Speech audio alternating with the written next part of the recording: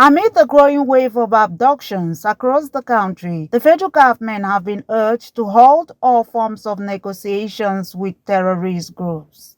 Convener of the Nigerian Movement for Actionable Change, Fisal Sanusi, made the call during a peaceful protest staged by the group at the National Assembly complex in Abuja. Citing a viral video alleging ransom payment for the release of 24 kidnapped students in Kebbi State, Sanusi warned that such actions only embolden criminal elements and fuel further abductions.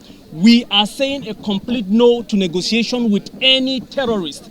And as a people, we stand in one voice. We know currently the country is being heated by the Christian genocide thing, and our country being placed as a country of particular concern. But if we choose to treat the problem of insecurity on religion basis, we are not going to solve it at all. But once we come together as a people, we are going to solve this. So every religion is affected by these heinous and terrible crimes that is being perpetrated by these individuals.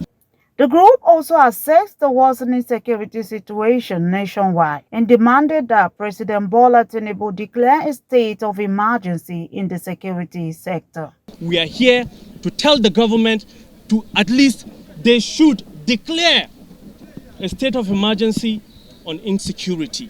And we are also calling on the government. Our men, our security men are being killed every single day, just like the way the general was killed. We need to see action. We need to see some decisive moves from the government. They need to supply our armed forces with all the necessary equipment to fight these people.